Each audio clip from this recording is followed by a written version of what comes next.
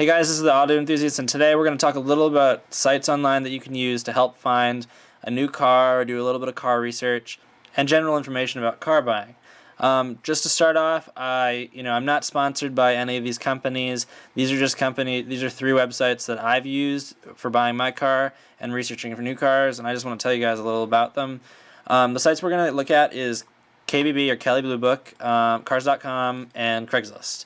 They're both fairly common and popular sites to use for car buying. They all kind of cater for different things. Kelley Blue Book is obviously, you're looking for newer cars or cars with lower mileage. Cars.com, it's new, but then you can also get some of the lower end used cars. And then Craigslist is basically anyone that doesn't want to list their cars on some of these paid for websites where they have to pay to actually list their car. They post it on Craigslist. Each site has their pros and cons, but we're going to start with Kelley Blue Book and kind of look over it. So Kelley Blue Book is used by a lot of dealers to price cars, price trade-ins. They're kind of like, they're one of the guides many dealers use, and it's definitely a trusted source. They utilize, I'm pretty sure they say, the official guide, and it's a trusted source. I'm pretty sure that's their motto. So if you go to the KBB home, you can look up your car values. You can utilize this tool they have. You can look up new and used car prices. You input the type of car you want, the year, and the trim, and it gives you like a fair buying price. It also will give you what your trade-in's worth or what your private party sale is worth, and that you can adjust the actual condition of your car, and that's a great tool. And a lot of dealers will go by these numbers when you're trading your car in. So why I like Kelley Blue Book a lot is that you can search local inventories and look for cars. You can also, they have car reviewers. I'd actually stay on YouTube if you're looking to learn about a car. I just feel like YouTube car reviews are the best way to go. And they also have some other tools, awards, stuff. They list all the awards that cars got, and they do have a research tools. The only one that I really like is the 5-year cost to own, and that's great just because it gives you an actual feasible cost to own. Some sites blow up certain numbers, whether it's fixes that you have to do, gas mileage. They kind of cater to other partners they have. Kelley Blue Book does it completely independently. So we're going to take a look. We're going to go to search the local inventory. This is something I've done a ton of times. I looked for a new car for 2 years. Or not a new car, but I was looking for a car for 2 years. Really wasn't sure that what I was looking for. I was constantly checking. So when I go to do this, the first thing I do is I input my zip code. This is just a made-up zip code right now that just for the sake of having a zip code. I always go to 500 miles so I can see a broad range of the vehicles. And then you go to select your make. We're going to look at the car that I actually bought this past May. I bought a Genesis Coupe. So we're going to take a look at that. So if you put in Hyundai, right off the bat, it will show the 17 models and how many cars are within this 500-mile radius. If you want to look at all Hyundais, you can view that now, or you can specify price range or body style, etc. But I'm going to go specifically to the Genesis Coupe, and we're going to look at them. I could adjust the price range. All you do is drag the bar, and it will adjust the cars within that bracket. We're just going to take a look at all of them. Takes a second to load. It's going to load all the cars in this area, and then you have all these listings. With Kelley Blue Book, a lot of the listings are going to be kind of overpriced, something you're going to have to haggle. I'll usually go to the least expensive or the closest to me, but let's say we go to least expensive, right? It's going to load, and it's going to have your least expensive Genesis Coupes, and most of the dealers through KBB are pretty legit. They do get vetted by KBB before they can actually list cars on KBB, so it's a pretty trustworthy place to go. I wouldn't have any worries buying through a dealer from KBB. So once you do that, these are your listings. They're easy to pull up, easy to contact the dealers. You can get the VINs for free, and sometimes they offer the Carfax. So now we're going to take a look at Cars.com. Cars.com is, I personally, when I was looking for a car, I utilized Cars.com a little bit more just because it shows you the lower end of used cars. It's a fairly simple website.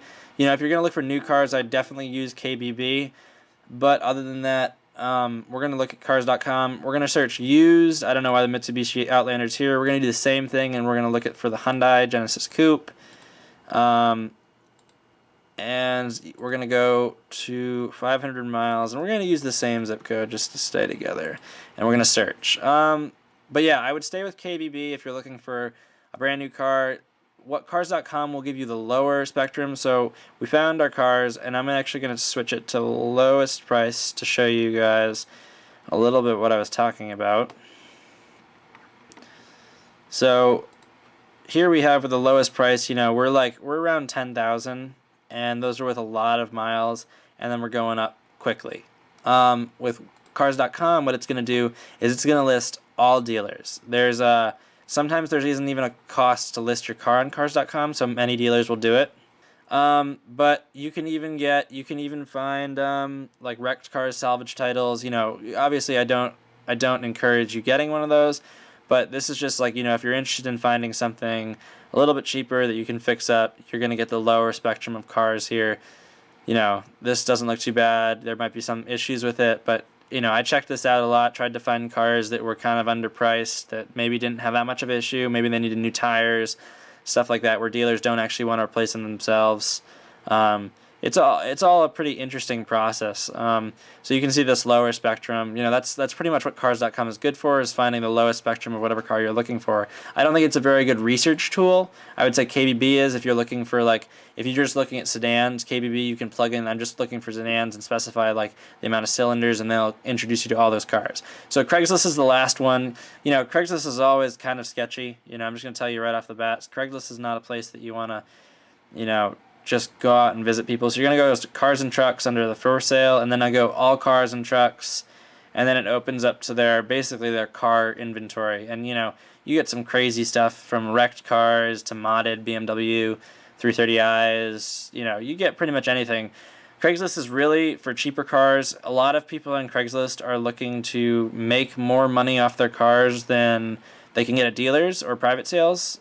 Basically, it's a private sale, but it's going to be hiked up a little bit of money. These are people looking to make a little bit more money than they can, like I said before. But every once in a while, you can catch a steal. You can't go, so I've got it set for Boston. You can't get much of a more broad search engine. You can change the areas, and that's pretty easy. But we're going to go to make and model and just look up Genesis Coupe. And then we're going to browse the results. So it comes up. It's pretty easy to go through. There's no way to order by price, or you can, but it's never really, it doesn't really work very well because the way people input them individually. There's no cost to list cars up here, but you can very much browse through cars listed. Like I said, some of them are way more expensive. You're looking, it's not too bad, but this 2010 Genesis R-Spec, they got that listed for almost $18K. That's way overpriced. That's somebody selling, we're going to open that up. This is somebody selling a car that they've probably spent a lot of money on. It's got a new hood. They've got a new grill on this. It's a Borla tipped exhaust. They've debadged it. They've done a whole bunch of stuff to it. And, it's not Borla, it's InGen. My apologies. It's got a carbon fiber hood. You're going to find a lot more cars that have been modded that people can't get money for otherwise. The one thing I'd say stay away from is cars with very low mileage, because people can change the mileage, and cars that don't have a lot of information. This has a decent amount of information. I would definitely contact the person, but you have to also remember, it is Craigslist. It can be sketchy. Make sure you go with people. And we will be talking about buying cars from Craigslist on another video, so check that out. It'll come up soon. I'm going to talk a little about the pros and cons and why I don't like Craigslist and why I do like Craigslist. So these are the 3 sites that I advise going to if you're looking for a new car. They're all free. They're easy to use. KBB, Cars.com, and Craigslist. In a wrap, I'd say if you're looking for a new car, I'd use Kelley Blue Book, and they'll really guide you through the process of finding a new car and exactly what you want. If you know what you want and you're looking for something cheap and used, go to Cars.com. And if you really don't know, or you really are looking for something like a beater or something to work on, or just trying to catch a crazy deal every once in a while, I'd check out Craigslist.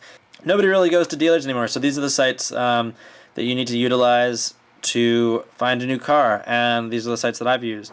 So I'm glad I could give you a little bit of insight of what I do when I'm looking for a new car, and I hope it helps you guys find your new cars.